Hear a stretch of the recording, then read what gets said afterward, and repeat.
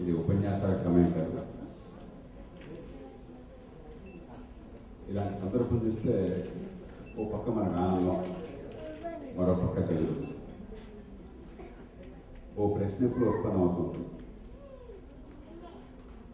ఇన్ని పెద్ద పెద్ద సమస్యలు ఈ దేశంలో ఉన్నాయి, లక్షల మంది కన్నీళ్ళు కారుస్తున్నారు. మనం చేసే ప్రయత్నం ఏ మేర ఫలితాలు ఇస్తున్నాయి? ఆ ప్రశ్న దగ్గర నాకు చిన్న కథ గుర్తుకొస్తుంది. ఒక ఆయన సముద్ర తీరంలో ఈ సముద్ర నక్షత్రం స్టార్ ఫిష్ అవన్నీ ఒడ్డు కొట్టుకొచ్చి నీళ్ళ నుంచి బయటపడుతుంటే ఒకటి తీసి ఆయన మన నీళ్ళలో వేస్తున్నాడు, సముద్రంలో వేస్తున్నాడు. ఎవరు అడిగారు, మీకు పిచ్చి కానీ ఎన్ని స్టార్ ఫిష్ బయటపడిపోతున్నాయి, మీరు ఎన్నింటి లోపల పడేస్తారు, దీనివల్ల ఏ లాభం ఉంటుందని ఆయన దాన్ని అలా నీళ్ళలో పడేస్తూ ఈ స్టార్ ఫిష్ బతుకుతుందా, దీని వరకు బాగానే ఉంటుందా.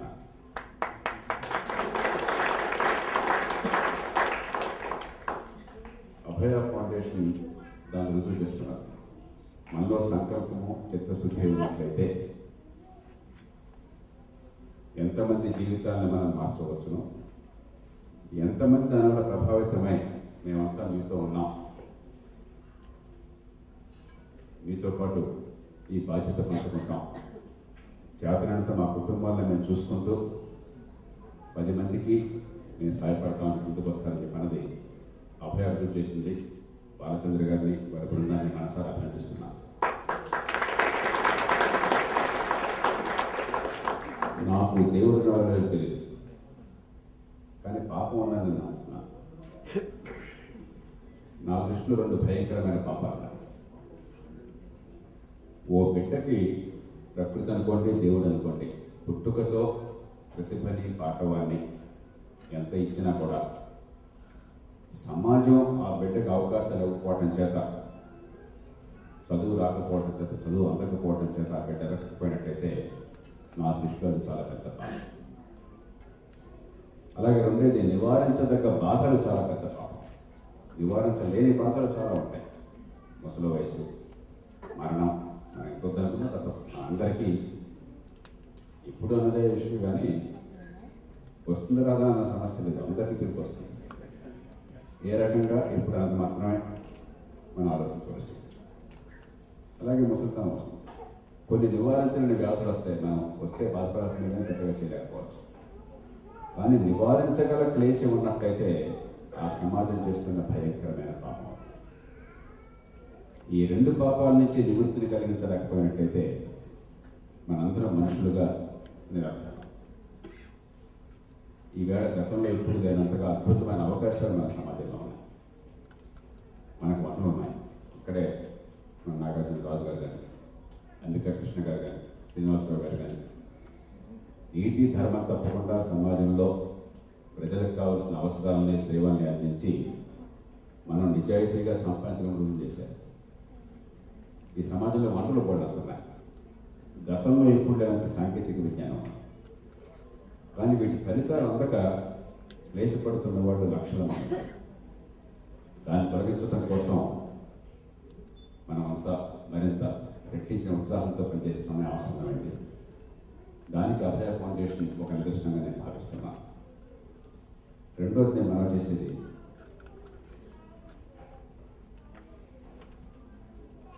చాలామందికి ఒక మనసులో సంఖ్య ఉంటుంది,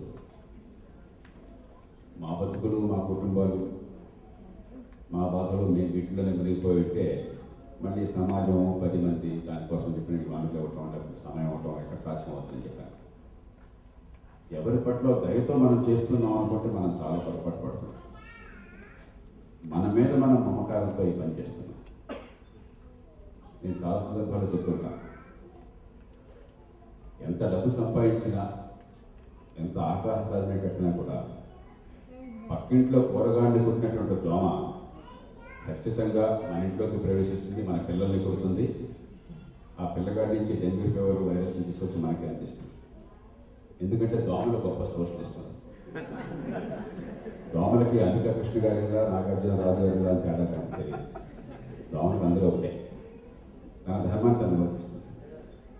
ఆ దోమలు రాకుండా, దోమ కాటికి ఏ బిడ్డ గురి కాకుండా పోరాడడం అనేది దేశ సేవ కాదు, మన పిల్లలకి మనకి మనం సేవ చేసుకుంటాం, మన కోసం మనం చేసుకుంటాం.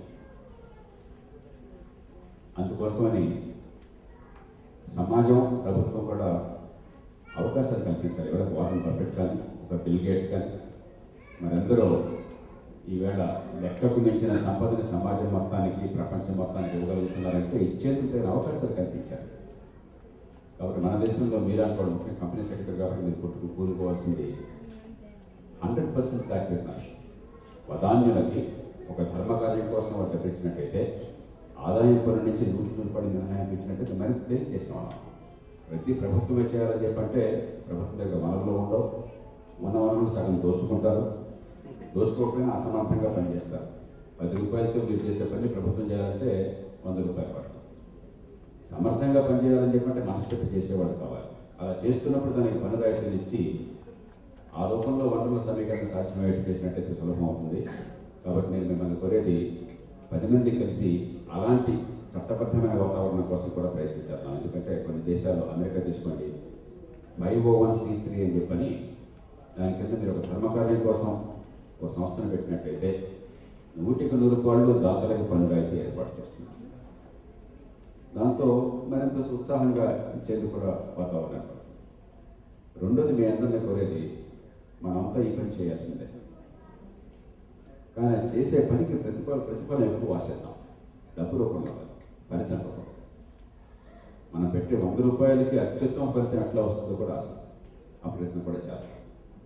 ఉదాహరణకి మన రాష్ట్రంలో ప్రతి ఏడాది ఒక 15,000 మంది పసిబిడ్డలు, అన్నెంపునరున్న పసిబిడ్డలు పుట్టుకతోనే నివారించదగ్గ అంగవైకల్యానికి గురవుతున్నారు.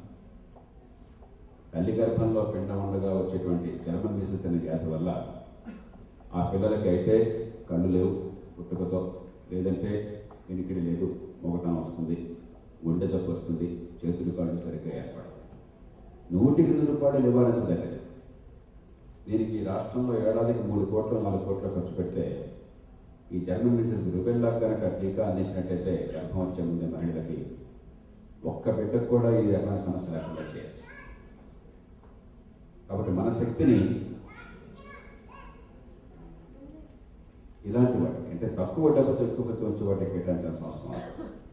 అలాగే ఇవాళ మనం చూసిన వాటిలో ఎక్కువ కేసులు యాక్సిడెంట్లు గురైన వారు. ప్రపంచం మొత్తంలో మనం అత్యధికుల్ని కోల్పోతున్నాం యాక్సిడెంట్లో. 1,00,000 మందికి పైగా ప్రతి ఏడాది యాక్సిడెంట్లు చనిపోతున్నారు. చైనా కంటే అమెరికా కంటే ఎక్కువ, ప్రపంచం మొత్తం అతి ఎక్కువ. ఇలా ఉండాల్సిన అవసరం లేదు. కొద్దిపాటి జాగ్రత్తలు తీసుకుని సమాజం నుంచి స్పందన వచ్చినట్టయితే వీటిల్లో 190 ప్రాణాలు మనం కాపాడతాం. అందువల్ల చుట్టూ ఉన్న సమాజాన్ని బాగు చేయడానికి మన డబ్బులతో అత్యధిక ఫలితం రావడం కోసం పని మనం చేయాల్సిన పని కూడా ఉంది. అభయవారు మార్గం చూపెట్టారు.